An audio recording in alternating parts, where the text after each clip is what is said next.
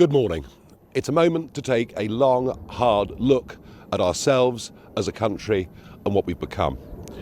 The murder of 18-year-old student Henry Nowak was bad enough of itself, but compounded in the most extraordinary way by the behaviour of the police officers. Many of us have asked for the footage to be released, and finally, last night it was. Let me show you just 30 seconds of what happened on that fateful evening in Southampton. Right, let's get you out of there, shall we? Oh. I was in bed asleep. Yeah. Whenever we could find me up there, look, someone was attacking me. I can't breathe. Grab his other arm. Help. So I've just come running, we only live on St Dennis Road. Come running round the corner. What's happened to you, alright? You've been stabbed? Whereabouts? I don't think you have, mate. Just think of it. An 18-year-old lad, a student, been out with some friends for the evening, on the way home, and victim of a sustained attack. Stabbed several times, chased down the street. Stabbed seriously 5 times. And what happens? Well, the assailant's brother rings the police to say, we've just been racially attacked and abused by a white guy.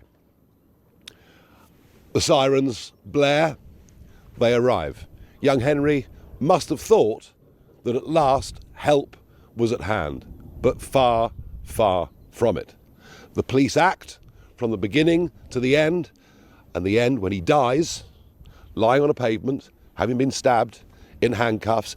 The last thing he heard on this earth was him being read his rights by the police. He was actually treated in a way that meant an accusation of a racial slur was treated more seriously than an act of murder. What does he say? I can't breathe. Familiar words? Remember career criminal George Floyd, who died in appalling circumstances in Midwest America a few years ago. Remember the reaction to that and the way the police behaved. Within a few days, Keir Starmer was taking the knee. Black Lives Matter exploded all over the country. Churchill's statue was defaced, the cenotaph was vandalised. And yet, what has the public reaction been from our leaders and politicians? And indeed, to be frank, much of the media to this? Silence. Absolute silence. Proof, if ever there was any, that we're living in a two-tier culture in this country where the rights and privileges of white people matter less than those of ethnic minorities. Now, what has happened over the last few decades is, without anybody being asked, without anybody ever voting for it, we've been subjected to mass immigration on a scale that is truly unbelievable. At least 10 million new people have come to Britain in the last 20 years. And let's be clear, many of them are great people who work hard, have integrated and made their lives here. But far too many that have come have refused to integrate, are leading parallel lives and leaving many of our cities almost culturally unrecognisable from what they've always been.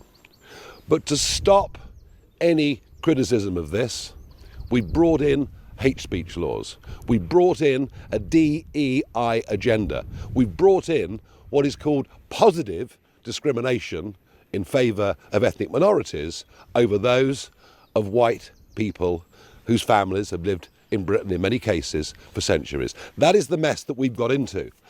And that is why, in some ways, what happened, and despite the appalling behaviour of those police officers, but in some ways, what happened on that night in Southampton perhaps shouldn't be a surprise in two-tier Britain. Alison Pearson, journalist on the Daily Telegraph, received yesterday an email from an experienced, long-serving Hampshire police officer. In it, he makes perfectly clear that the police are told that they must respond to situations in different ways according to the ethnicity of those involved in the crime or potential crime. He also describes how a DEI agenda has gone so far through the police that people now get promoted, not on the basis of merit, not on the basis of ability, but on the basis of what their racial or religious origin is. That has led to a decline in policing standards. But think of this. Much as we may condemn the 2 police officers involved here, think of this.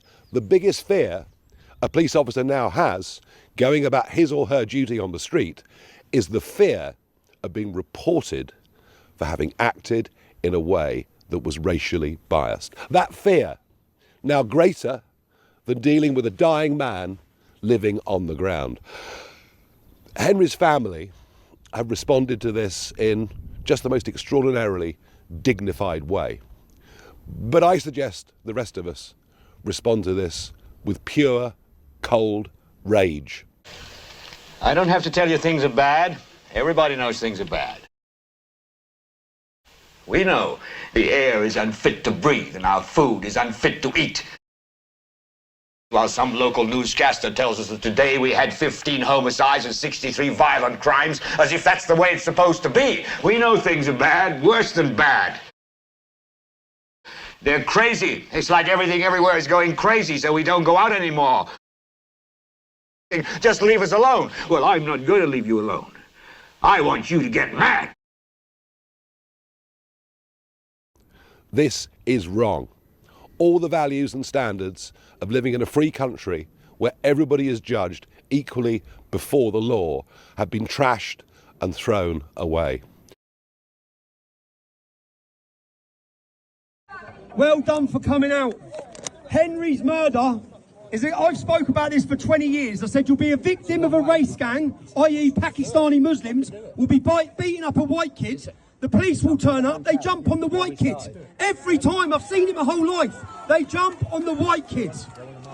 What the whole world has now seen in Henry's video is what we all know anyway. It's a different treatment for white people compared to non-whites. And we've seen this spread through every single institution in our country. I can't breathe. The crying, the pleading. Do you know what's insane right now? Is you see that scumbag's brother who should be charged for perverting the course of justice. Just leave us alone. Well, I'm not going to leave you alone. I want you to get mad.